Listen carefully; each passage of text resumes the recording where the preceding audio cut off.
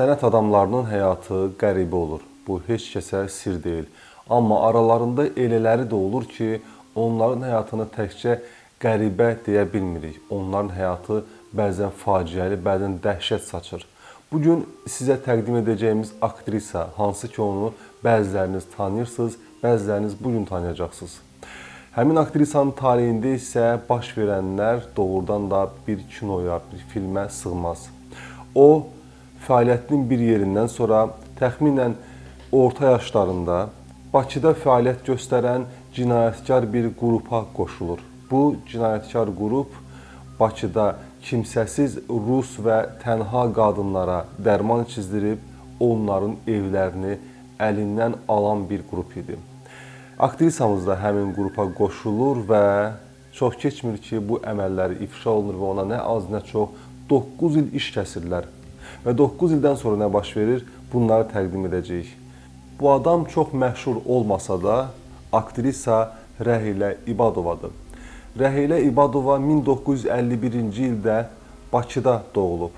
1986-cı ildə Mirzağa Əliyev adına Azərbaycan Dövlət İncəsənət İnstitutunu bitirib. Tıq-tıq xanım, Cırtdan və bir çox nağıl qəhrəmanlarını oynayıb. Deyilənə görə uzun illər həmin teatrda, onun çalışdığı teatrda onun oynadığı rollar heç kimə verilməyib. Yəni, o qədər mahir ifa edib ki, onun rolları yalnız özündə olub. Lider televiziyasında dublyaj olunan cizgi filmlərinin səsləndirilməsində iştirak edib və Adamov filmində rol alıb.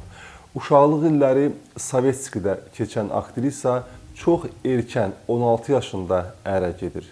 Aktrisa tez ailə qurması barədə belə deyir. O vaxt elə idi. Qızın 16 yaşı olana dək ərə getmirdisə, deyirdilər ki, filan kəs evdə qalıb. Özüm də onda kök edim, böyük görsənirdim. Rəhilə İbadovanın 5 uşağı dünyaya gəlir və 1999-cu ildə aktrisanın həyat yoldaşı vəfat edir. 2006-cı ildə heç kimin gözləmədiyi halda tənha qocaların etibarından sui-istifadə edərək onları aldadıb mənzillərini ələ keçirməkdə təqsirləndirilir və Cinayət Məcəlləsinin çox ağır maddəsi ilə 178.3.2 dərəduzluq küllü miqdarda ziyan vurmaqla törədildikdə maddəsi ilə təqsirləndirilərək 9 il azadlıqdan məhrum edilir. Aktrisanın məşhur müğənni olan bacısı Firuzə İbadova həmin vaxtlar bu hadisə haqqında danışarkən deyir: "Mənim bacımı şərləyiblər. Ona məxsus olan evi və pulu əlindən alıblar. Bacım bir müstəntiqin şərinə düşdü. Amma indi o bacımdan halallıq istəyir. 7 il bacım heç nədən cəza çəkdi. Sonda ədalət yerini tapdı. Müstəntiqin özünü cəzalandırdılar. Bacıma həbs müddətində yaxşı hörmət edirdilər. Digər məhbuslarla yox, öz şəxsi otağında qalırdı. Yaxşı baxırdılar. O 38 ilin sənətkarı olub, aktrisa idi. Çox üzüntülü bir həyat yaşadı. Onunla bərabər hamımız da yandıq. Onu bu günə salanları görüb ondan da o yana getsinlər. Həm mənim adımı batırdılar, amma tam ləkə yaxa bilmədilər." O dövrdə mətbuatda gedən məlumatlara görə Firuzə İbadovanın bir yox, 2 bacısı həbsdəymiş. Belə ki, 2006-cı ilin oktyabrında ağır cinayətlərə dair işlər üzrə məhkəməyə çağırılan aktrisa Rəhilə İbadova oradaca həbs olunur. İş üzrə təxminən 70 nəfər şahid dindirilir. Aktrisa həbs olunmasında əsas səbəbkar kimi onunla birgə fəaliyyət göstərən atadan bir, anadan ayrı bacısı Şəfiqə İbadovanı günahkar görür. Onu uşaq oğurluğunda belə ittiham edir. Aktrisanın həbs olunması ilə bağlı açılan cinayət işində mətbuata sızan bəzi məqamlara görə Rəhilə İbadova 2004-cü ildə təsadüfən Vaqif adlı şəxslə tanış olur. Vaqif Azərbaycan və Rusiya ilə əlaqəli bir cəmiyyətdə işlədiyini deyir. O, Bakıda yaşayan tənha rus qadınlarının öləndən sonra evlərinin satılaraq vəsaitin paytaxtdakı rus kilsələrinə köçürüldüyünü deyir. Bu fürsətdən istifadə edib Rəhilə İbadovaya münasib qiymətə ev almağı təklif edir. Aktrisa üçün bu təklif göydən düşmə olur. Ona görə də Vaqifə $10.000 verərək evlərdən birini alır.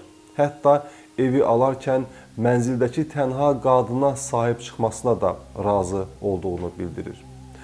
Amma ittiham aktına görə isə Rəhilə İbadova Toğrul hüquq firmasının müdürü Yusif Allahyarovun başçılıq etdiyi dəstə üzvlərindən biri imiş. Dəstə üzvlərinin əməllərindən 12 nəfər zərər çəkir. Allahyarovun yaratdığı dəstə üzvləri tənha qocalara məxsus mənzilləri ələ keçirmək üçün onlara müxtəlif yuxu gətirici dərmanlar, spirtli içkilər içirməklə mənzillərinin alğı-satqısını, bağlı sənədləri onlara imzalamağa məcbur edir. Kimisini xoşla, kimisini zorla, kimisini isə özündən getdiyi halda. Evi əlindən alınan Zinaida Ulyanovskaya adlı qadın yeməyinə yuxu dərmanı və təzyiq salan preparatlar qatıldığı üçün dünyasını dəyişir. Dəstə üzvü aktrisa Rəhilə İbadova Yusif Allahyarovun göstərişi ilə bacısı Şəfiqə İbadova və Vera Kozlovanın mənzilini ələ keçirir. Dəstə başçısı həmçinin ayrı-ayrı şəxsləri aldadaraq onlardan borc adı ilə küllü miqdarda pul almaqda ittiham olunur. Cəza çəkdiyi dövrdə aktrisa həbsxanadakı Dram Dərnəyinin rəhbəri olur. Azadlıqda olarkən namaz qılıb oruc tutan aktrisa ibadətini həbsdə olarkən də davam etdirdiyini deyir. Rəhilə İbadova qeyd olunur ki, həbsxanada başı örtülü olan tək-tük məhbuslardan biri imiş. Həbsxanada məhbuslar arasında dava, söyüşmə olsa da, o qeyd edir ki, heç kimdən dava eləməyib və ağzını saxlayıb. Bacısı müğənni Firuzə İbadova ona çox dəstək olur. Rəhilə xanımın anası ilk dəfə həbsxanaya qızı ilə görüşə gedərkən onun sınıqdığını, rənginin saraldığını görüb deyir. Vaxtsi səni burada döyüb yeməyini əlindən alırlar ki, o isə anasına deyir ki, ay mama, kimdir məni döyən? Buradakı şəraitdən razıyam, ancaq anam, balalarım, ən çox da nəvələrim üçün darıxıram. Özümün günahkar olmağımla bircə faiz razıyam. Bir misalda deyildiyi kimi, çox bilmiş tamahkar quş dimdiyindən tora düşər. Mən dimdiyimdən tora düşmüşəm. Bunu Rəhilə İbadova öz barəsində deyir. Rəhilə İbadova 4 saylı cəza çəkmə müəssisəsində cəza çəkir. Sonradan onun cəza müddəti 9 ildən 8 ilə endirilir.